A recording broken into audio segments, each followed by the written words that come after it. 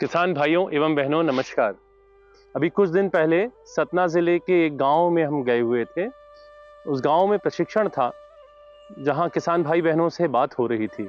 वहां पे एक छोटा सा लेकिन बहुत अच्छा सा प्रयोग हुआ।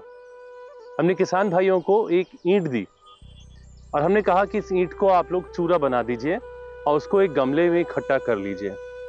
गमले में थोड़ा सा पानी डालिए और उसमें कुछ बीज बो दीजिए, चाहे वो गेहूं का हो, चाहे मूंग का हो, चाहे उड़दा का हो।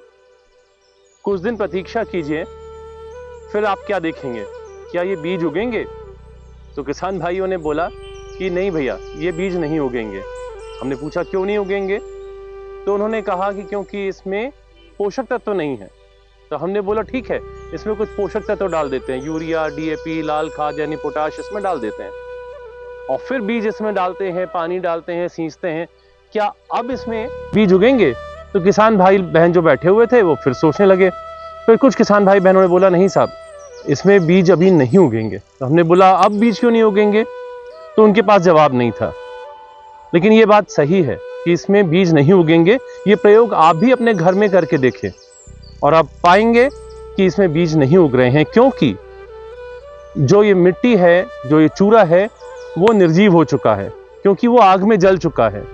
और जब भी कोई भी खेती होती है तो वो सजीव खेत में ही होती है। तो अपने खेत को सजीव रखें। आपने अपने माता पिता से सजीव खेत पाया है, अपने बच्चों को भी सजीव खेत ही दें। सजीव खेत का मतलब यह है कि हमारे खेत में हमारे मित्र कीट होते हैं। ये मित्र कीट जीवित अवस्था में रहने चाहिए, लेकिन कटाई के बाद में हम अपने खेत की पराली में आग लगा देते हैं और इस आग की वजह से जो ऊपर की माटी होती है, 1 बीता 2 बीता, वो जल जाती है। अगर वो जल जाती है तो वो माटी अब किसी भी काम की नहीं रह जाती है। और आप सोचते हैं कि आपका उत्पादन क्यों कम हुआ? तो आपके उत्पादन में कमी आने का एक बहुत बड़ा कारण है पराली का जलाना। तो ध्यान रखिएगा, पराली हमको नहीं जलानी है और उत्पादन हमको अधिक लेना है। धन्यवाद, नमस्कार।